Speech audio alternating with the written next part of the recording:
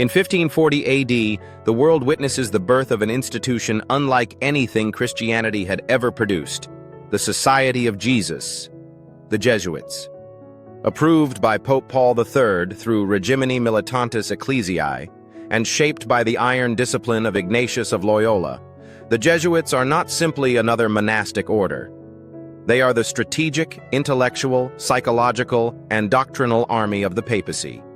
If 1462 unleashed autonomous knowledge from the abyss, then 1540 is the moment when the Church sends out its response, the locusts of Revelation 9 taking organized, disciplined form. For nearly a millennium, the Church relied on philosophical synthesis and ecclesiastical courts. By 1462, that system breaks. Petrarch has cracked open the ancient world. Ficino's Academy has resurrected the original Aristotle, autonomous, pre-Christian. Humanists refine philology into a scientific tool. Scholars begin analyzing scripture through language, history, and method rather than through dogmatic filters.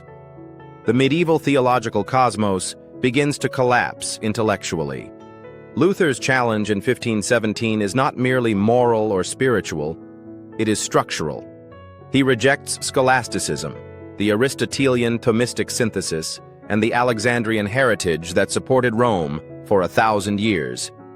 Suddenly, the Church faces multiple fronts at once: philology, humanism, logic, critique, printing, and popular access to scripture. Rome understands that brute force cannot defeat ideas. The Inquisition can punish bodies, but it cannot stop autonomous thought. Burning books only proves that books are dangerous. Killing dissenters only multiplies their influence.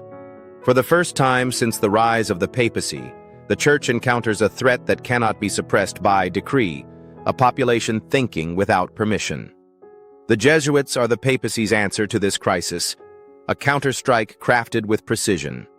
Ignatius of Loyola designs the Society of Jesus with military clarity, absolute obedience to the Pope, a fourth vow that binds the order directly to Rome, and a structure modeled not on monastic withdrawal, but on disciplined infiltration. While earlier orders served the Church through charity, asceticism, or contemplation, the Jesuits serve through strategy. They are trained as educators, rhetoricians, diplomats, confessors, and psychological guides. Their battleground is the human mind. They establish schools, colleges, and universities across Europe. They train the sons of princes, nobles, and future rulers. They become spiritual directors to kings, advisors to courts, confessors to the elite. In every region they enter, they reshape the intellectual framework of society. They do not silence the reformers by violence. They out-argue them, out-teach them, and outmaneuver them. The Jesuit method is simple. Do not fight the rise of autonomous knowledge, colonize it. This is why they embody the locusts of Revelation 9. They do not kill, they torment. They sting through argument, rhetoric, spiritual discipline, and strategic persuasion. Their goal is not to eliminate the new intellectual forces, but to redirect them toward loyalty to Rome. Under their leadership, Catholicism reinvents itself as an interpretive empire, one that can survive the modern world by controlling the very tools that threatened it. Jesuit theology sharpens the weapons the Church already possesses. Confession becomes a system of surveillance, a way to map the inner life of individuals and entire societies. Obedience becomes identity. The Jesuit ethos trains the will to bend, not to question. Spiritual exercises become psychological conditioning, designed to reshape desire, conscience, and loyalty. For nearly 150 years, 1540 to 1690, the Jesuits relied on one dominant weapon, the fear of purgatory, the exact sting of the locusts.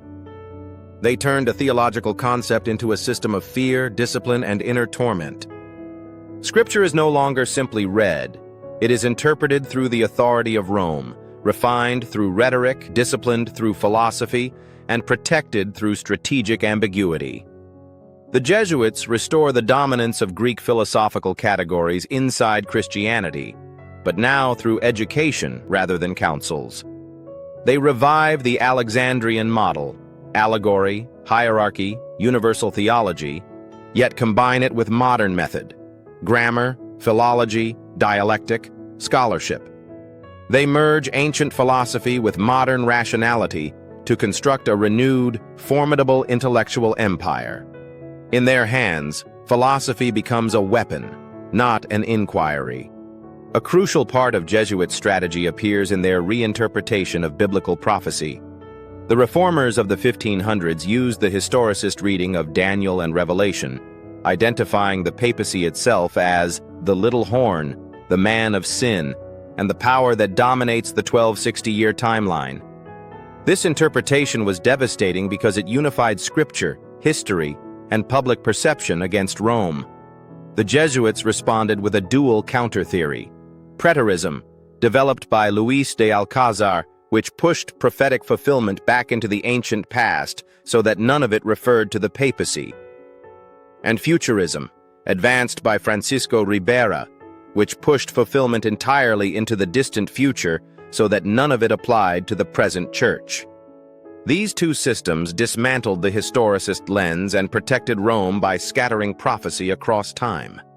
What had once exposed the system now became a battlefield of competing timelines, all engineered to remove the papacy from the prophetic center. And so the papacy transitions from medieval force to modern strategy. If the Inquisition represented coercive power, the Jesuits represent psychological power. If medieval councils produced dogma, Jesuit schools produce worldview. If earlier ages controlled behavior, the Jesuits control imagination and meaning. Their influence becomes global. In Europe, they shape Catholic universities for centuries.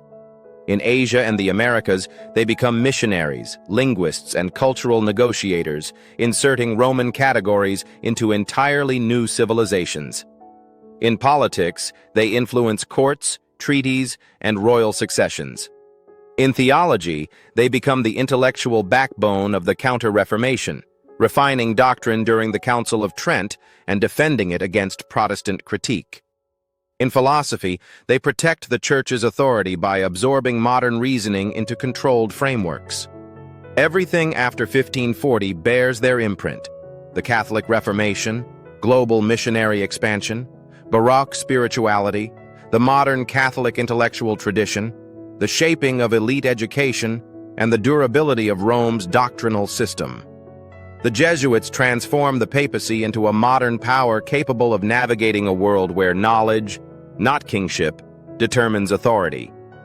Through them, the Church evolves from a medieval guardian of doctrine into an empire of interpretation. Year 1540 AD is not simply the founding of an order. It is the hinge on which the future turns, the moment when the Church stops defending the past and begins engineering the modern world. And from here, the story moves toward the next upheaval, the French Revolution, the moment when the beast from the abyss itself rises to the surface.